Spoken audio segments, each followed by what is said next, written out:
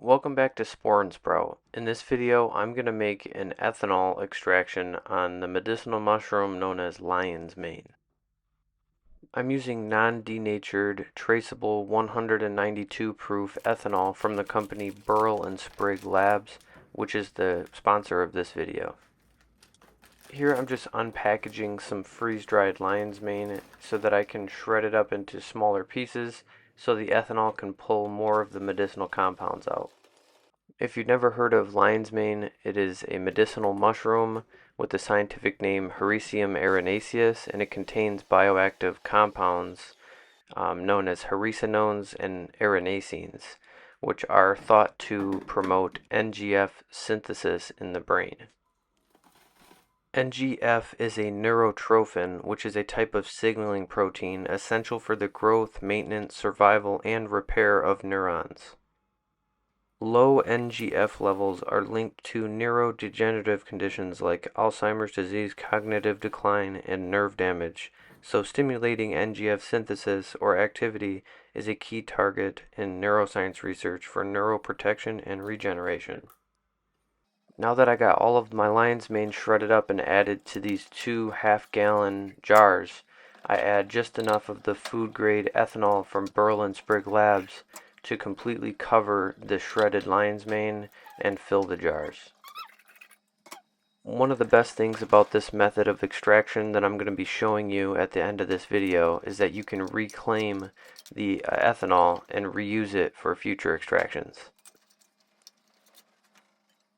Now that I added all of the Burl and Sprigg Labs ethanol to the jars of shredded up lion's mane, I just let these sit at room temperature on a shelf for about 1 month while the cell walls are broken down and the ethanol extracts all of the soluble medicinal compounds.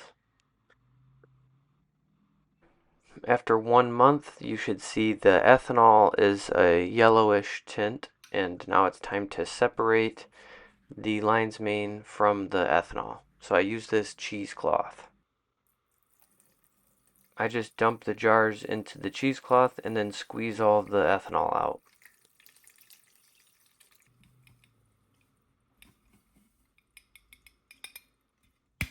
After that, I just use some coffee filters to catch anything that the first cheesecloth didn't catch.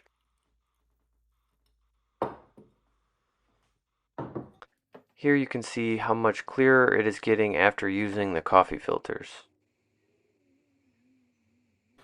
After all the ethanol has been filtered, I add it to this crucible for a source turbo vacuum distillation unit, which is going to reclaim that ethanol so we can use it later, and it's going to concentrate that ethanol extract, which is what we want. This machine reduces the boiling point of the ethanol, which allows the compounds to vaporize and condense at significantly lower temperatures than they would under normal atmospheric pressure. The container of ice on top of the machine cools the lid to increase condensation of the alcohol vapor, which accelerates the extraction process and allows the vacuum pumps to run less often. Once the ethanol has reduced down to about the same amount that you see here in this crucible, I just pour that off into a separate jar and let that crystallize. And the medicinal compounds, they kind of crash out of the remaining ethanol, which you'll see here in a minute.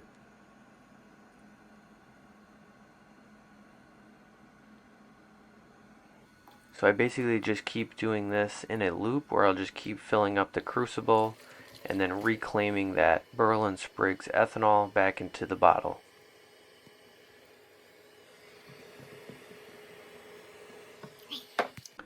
And here's a peek at the collection jar where you can see the medicinal compounds starting to crystallize and crash out of the solution. So I just continue doing the same exact thing, reducing the ethanol and adding it to the collection jar where it can crystallize and become super saturated. Most likely you won't be able to recover 100% of the ethanol that you used, especially if you're clumsy like me and you're dripping it everywhere. Some of it gets trapped in the shredded lion's mane, and some is lost to evaporation, so you end up with like 50 to 70% reclaimed.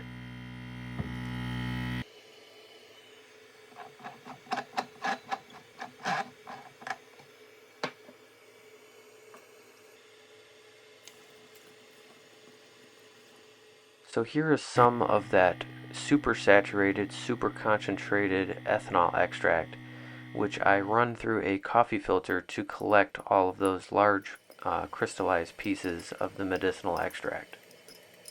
Then I just let this coffee filter air out naturally and the crystals dry into a stable, free-flowing, non-sticky extract powder which can be added to your morning coffee or packed into capsules.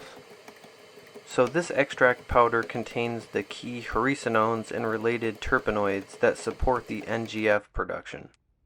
If you want the beta-glucans and polysaccharides, you'll have to take the spent material and do a water decoction, and then you can freeze dry that liquid and then combine or use separately. Check the description of this video to find a previous video I did on a full dual extraction.